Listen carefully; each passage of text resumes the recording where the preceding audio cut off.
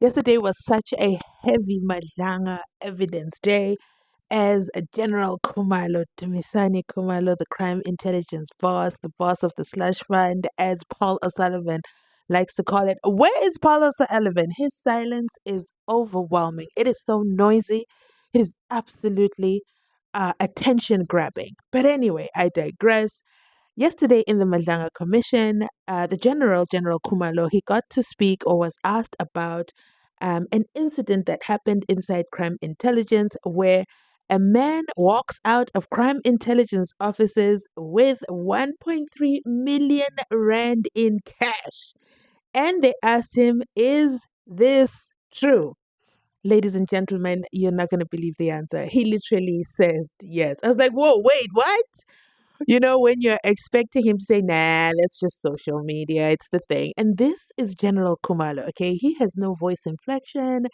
This is how he responds. Yes, we are aware of the incident. Can I just tell you, I cannot listen to him at regular speed. I have to listen to him at 2x speed. That's the only way. Because, oh my goodness, does he drag his sentences. And not only is he dragging sentences, he drags the words as well. But we are not there. I want to play you this clip because I didn't know when I was going to use it, okay? I didn't know when I was going to use it. But when they said a man walks out of crime intelligence with a bag full of cash, I said, ooh, I know the exact one. I'm not saying this is the man.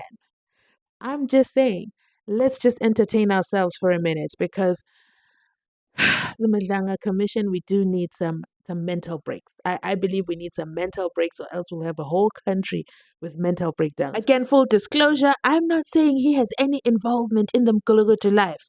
I'm just saying, can we have lifestyle audits? I just need to think that from now on we need to follow the money. Okay, follow the money. Is there any goodness involved? Is there any tender involved? And has the tender provided the services alleged before you start dancing with the money? How about that? How about we start auditing this? And then we also want to find out where exactly the money goes and why is it in cash? Why is it in cash? But anyway, we are not there. Let's get back into the Mazanga Commission because you already know Gunigi. So let me read you the article, okay? Because General Kumalo drags the story out. So I'm going to read you the article the way that it was in the media. By the way, it's behind a paywall. Of course, it's behind a paywall. Of course, it's behind a paywall. So it says the man was not searched when he entered the building and then allowed to leave with the large amount of money stashed in a bag. South Africa's crime intelligence has over the years been criticized, Paul O'Sullivan, for being ineffectual. I don't know why they chose that word, but anyway, for being ineffectual. Its ineffectiveness at preventing crime perhaps reached, no wonder they put this behind the paywall. What kind of English is this? Let me try this one more time. South Africa's crime intelligence has over the years been criticized for being ineffectual.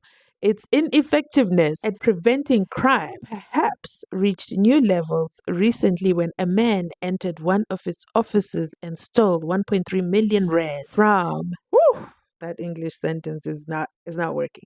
It's not working. Keep it behind the paywall. The brazen robbery was detailed in a recent crime report, City Press reports. Can you imagine? The English gets worse. Reports. You cannot use two words in the same sentence. But anyway, this is not an English lesson. Let's keep going. The man steals 1.3 million from crime intelligence. It said the robber simply walked into the crime intelligence captive office in East London on Friday, saying he had an appointment with crime intelligence officer Ntombekaya August. The publication reports that the man was taken to August's office. He then showed her he had a gun and told her to put the money in a bag. He then reportedly told August that if she told anyone about the robbery, he would unalive her family. The lack of security in the crime intelligence office was laid bare by the report. The man was not searched when he entered the building and signed himself in as Giese. After taking the money, he calmly walked out of the office without anyone noticing the large amount of cash in his possession. The robbery is just the latest incident of money going missing from crime intelligence coffers.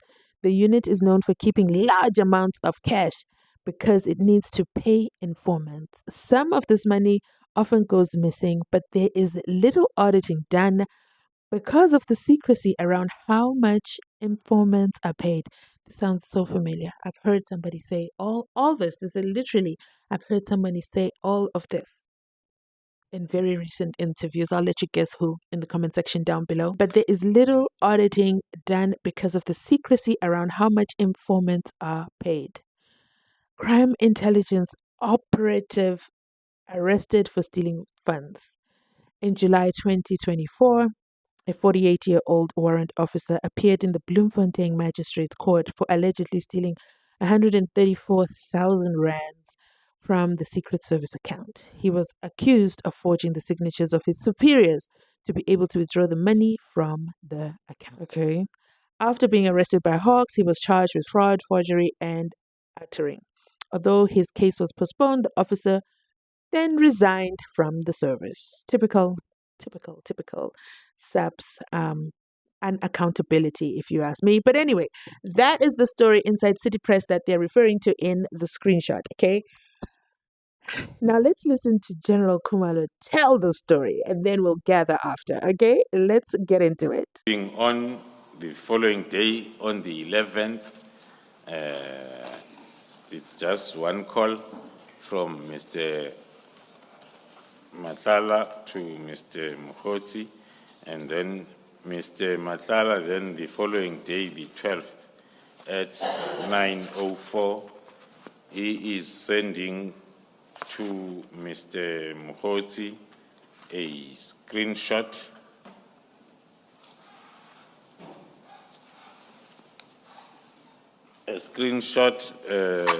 that is having a newspaper article headline.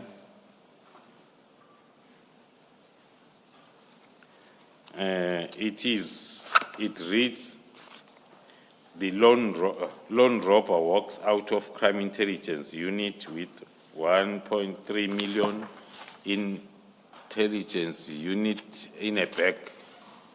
Yeah, it's cut, that screenshot. It's not clear, but those are the words that are reflected there. It is a newspaper headline.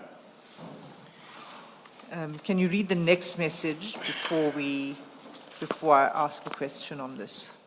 Then the next message from Mr. Matla to Mr. Mohozi, after sending that newspaper article, the message reads, the message is at 0904. It reads, "Nanzo," with 4 zeros or 4 O's and an N before Z.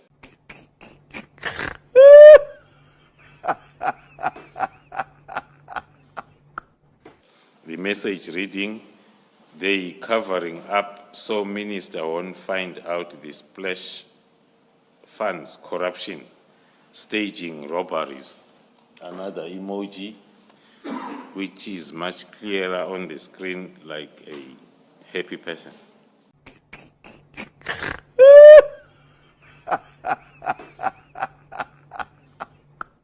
Happy person, yes.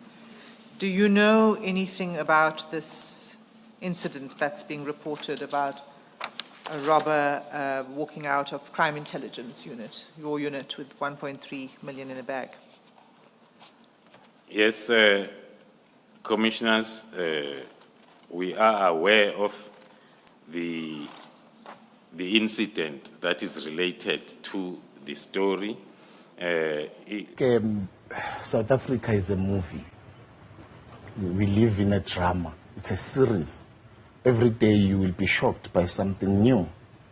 We have even forgotten what shocked us 2 weeks ago.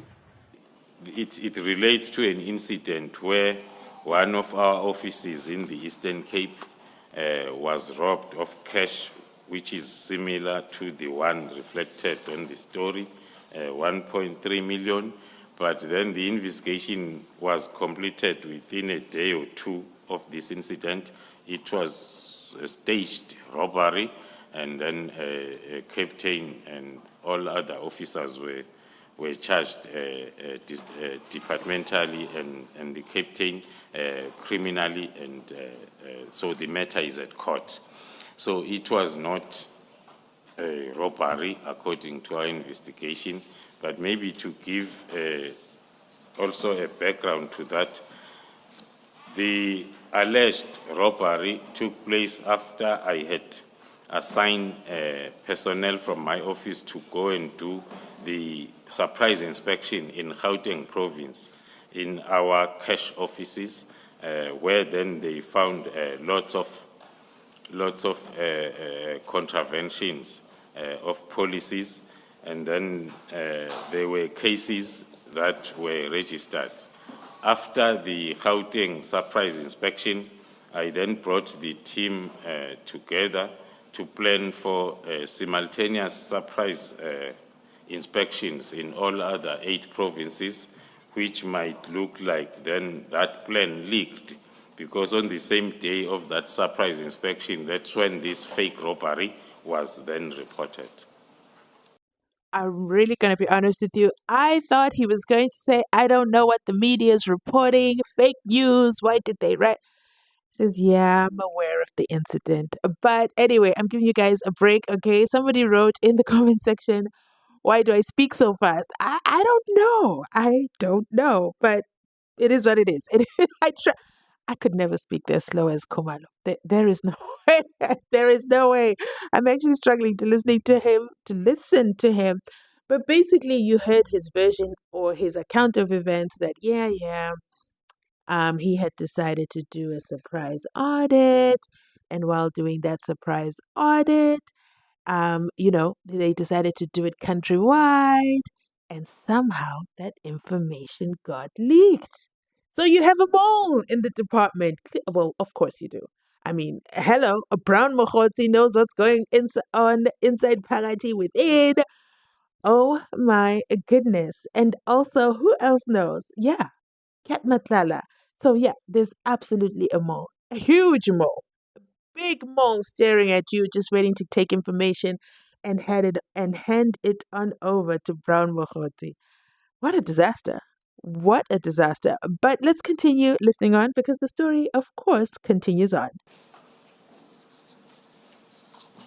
And were the inspections taking place in all provinces? Yes, that's correct. Okay. This continues the exchange between the two gentlemen on this article. So if you can just take it from Page 56. Well, it starts at the bottom of 55. Message from Mr. Mokotsi on 12 January at 9:04. But the message, I'm sorry to say, General, is an emoji. Thank you, Chair, Commissioners. It's an emoji. I'll take it. It's another laughing or happy face, as I'm told, which is much clearer on the screen than on the copy I'm having. Then followed by, on the 12th at 9:05, Mr. Brown Mukhosi, a message to Cat Matala. The message reads on it. And then the next message from Matala to Mr. Mukhosi, reading, my guy wants to run a story regarding this. Can he go ahead? One can interpret that it's a discussion after the exchange of that media article screenshot. And then, do you know who the my guy refers to? With the further analysis that was done on these charts, my guy might refer to the same guy that we referred to when there was an exchange of fake news from ex Mr. Rafadi. So this is referring to the same person. Thank you. Any political killing tax team. In fact, where they do good, I'm one of the people who even come out on media and praise the police for that effect. I'm one of the people that always, even when Mkwanazi does good, and even any other police, I praise them and I condemn situations where we see horrific murders and the likes. But now, to answer you, my role in the police as a forensic practitioner, I'm one of the people who come in as a force multiplier to analyze some of the chain of custody that is being collected. Two things I always pay attention to. Someone who uses I, okay? And because he's part of the I gang, that already was suspicious to me. Why are you singing your own praises? Why don't you let the podcasters sing your praises? And then he came out and did a whole interview with ENCA, and he was spilling the beans, okay, about his relationship with Kat Matlala, who we now know is at the bottom of the food chain. But anyway, he said he's a crime expert and he sings praises of the police when he has to. But then he is now being implicated inside Phakathi within the Madlanga Commission. He was not happy about it and he did the did. Okay, he did what they all do. So predictable. Ran to the media and did a media tour just to, I don't know, clear his name. I'm not sure what happens, why they do this. I always say you can never misquote silence, but they never listen. So, anyway, now we get more details of how he is associated with Brown Mokhotsi. Although he came out saying, yeah, I know Kat Matlala. We're back in the day when we were younger. We are in the protection services together. He used to rent my guys. You have to catch that video because I can't get into all of it now. Otherwise, this video will end up being too long. So let's continue listening on. And then on the 12th of January at 9:05, a message from Mokhotsi to Matlala came Friday. And then on the same day, 9:05, yes, please, spelled with a Z and PLI. And then on the 12th again, 9:05, Mr. Mokhotsi is sending a message to Kat Matala, which reads, must share that without A, we see prior. Do you know what he's referring to there? Speculating, it might be talking to the guy who will be running a story as per the message at 9:05 on the same day. Okay, you can continue. So the next is it's an ID document. It's an ID document, screenshot sent by Brown Mokhotsi to Mr. Kat Matlala. After that screenshot, there is a message at 10:03, still on the 12th, from Brown Mokhotsi. After sending that screenshot, the message reads, my boss can't get a flight ticket. And then Mr. Matlala is responding, what you mean, at 10:04 on the same date. And then at 10:06, Mr. Mokhotsi to Mr. Brown with the message, to Mr. Matlala with the message, my brother, trying to get one. And with the response, okay, from Matlala then to Mr. Mokhotsi. Then next message now is Mr. Mokhotsi to Mr. Matlala. Can you get it, my boss? Speculating that it refers to the flight. And then the exchange of calls or a call at 10:50, followed by the message now at 11:37, again from Mokhotsi asking Mr. Matlala, is it available? Still speculating the flight ticket. Okay. And then the next message, 12:56, Mr. Mokhotsi asking again nothing. And then at 12:57, Mr. Brown Mokhosi is sending another message only tomorrow. That is when then Mr. Matla is responding with the flight details sent then to Mr. Mokhosi. After the exchange of those chats talking about or speculating the request and of the flight ticket. And then there is a question mark message on the 12th of January, still 2025, at 16:41, followed by a call from Mr. Mokhosi and a message from Mr. Mokhosi reading Shaw, and then another message on the same date at 16:47. In a question, did you do the booking, which is followed by a call and another call at 16:57 and 17:16 from Mr. Brown to Mr. Matla. And then the pleading message after those two unanswered calls and unanswered messages, another message then from Mokhosi asking Mr. Matla to talk to him, reading, talk to me without A between T and L, and 2 in a number 2, me, and please, spelled as PLIZZ. Then on the same day at 17:21, it's another call from Mokhosi. And then on the 14th, which is a day,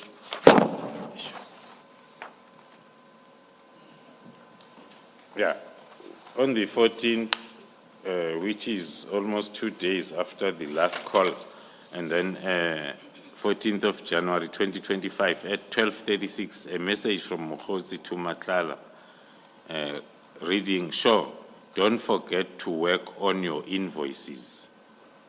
Back in Joe's. So here we see a funny exchange, okay? Basically, that defines the relationship between Mr. Brown, Mokhosi, and Kat Matlala Dlamini. And we see that Mr. Brown is Mr. Ask. He's always asking for money. He always needs money. He always needs things paid for. They're paid for other people. He's always mentioning other people. He's like the go-between person, or the person who everybody is willing to go to get to Kat Matlala because they don't want to be seen to be talking directly to Kat Matlala. That's my interpretation. Now, while I was watching this, I realized, wait a minute. Wait a damn minute. Okay. I can see now why inside Phakathi within Kat Matlala's bail hearing, he said that the messages were planted on the phone. Because if you look at these screenshots, this is not what's up. We should be seeing the blue ticks. We should be seeing, this is not the interface that you and I are used to. Okay, so to me, I think that this was recreated. I'm not saying it's fake. I'm just saying they're pulling the information that is relevant. So first of all, there's a 2-day gap between the time Brown Mokhosi is begging for air tickets, okay, and then silence, and then next he comes back 2 days later to say, don't forget, okay, to work on your invoices. So Brown Mokhosi is like that. You can't ignore him. You can only ignore him for a certain amount of time. But one thing about Kat, he's very strict about his phone. There's a part where they say he traveled and he left his phone. What? Who travels and leaves their phone? But then again, if you have multiple names, I could understand why. But anyway, let's continue listening on. In Josie, and then the following message is a screenshot, which is a screen grab, talking to the supply chain management system of SAPS, which is sent by Mr. Matla to Mr. Brown Mokhosi. And can you just tell us what we're seeing in that screen grab? What's the significance of it? Firstly, it's identified as the South African Police Service System screenshot it talks to the information that is captured within the supply chain management when then the invoices are submitted. So is this, as with the Purcell screenshot that we saw, is this a system that only employees of SAPS and particularly supply chain management staff would have access to? That is correct, Commissioners. This is the supply chain management system screen grab that only personnel attached to that environment will have access. Just halfway down that photo, there's a section that says, no errors found on data set, invoices to be uploaded. What do you understand that to relate to? Does it mean invoices have been submitted but have not yet been uploaded onto the system? That will be my layman understanding and interpretation, Commissioner. Then on the same day, the 15th of January, Mr. Matla is sending a message to Mr. Brown Mukhodzi asking him, can you please try to speed it up? The interpretation will be maybe on the invoice submitted as per the screen grab above. So, sorry, General, so just to be clear, because the screenshot is sent at 13:22, which says invoices to be uploaded, and then immediately after that, still 13:22, is the message, can you please try to speed it up? That is correct, Commissioner. And then that is followed at 17:25 by a call from Mr. Matla and another one on the same date at 17:28 to Mr. Mukhodzi.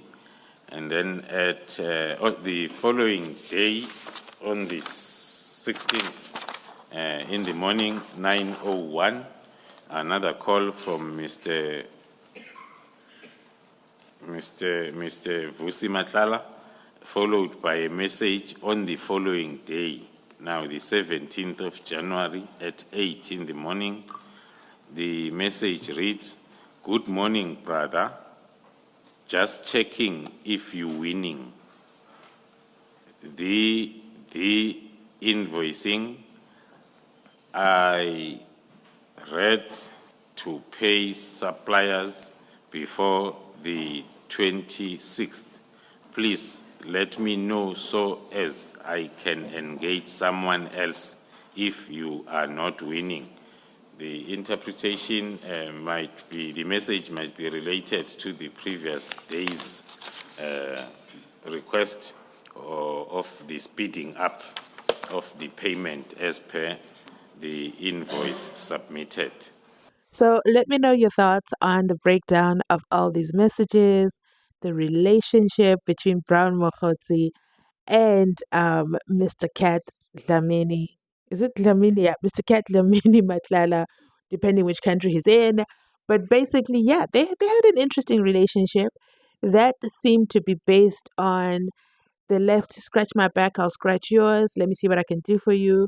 But there was a lot of money being exchanged, in my opinion. But let me know your thoughts in the comment section down below. A lot of people benefited. I posted on my Facebook. If you're not already following me on Facebook, please do, because I share more impromptu reactions as the commission continues throughout the day. I share them over there on Facebook before I do a deep dive at the end of the day. So basically, I shared over there that all these names, I think we need to write down all the names that have been mentioned in the Madanga Commission since day one, and then do a tally to see if they have come forward with a statement or if they have ran to the media. But yesterday, oh my goodness, General Khumalo dropped a lot of names, especially those who went to Cape Town on Kat Matlala's ticket. I wonder what they have to say about that now, but this is, of course, a developing story. The messages continue later on today as they start. So please remember to like, to comment, to subscribe. It means the world to me. And I'll catch you, of course, on my next upload. Bye.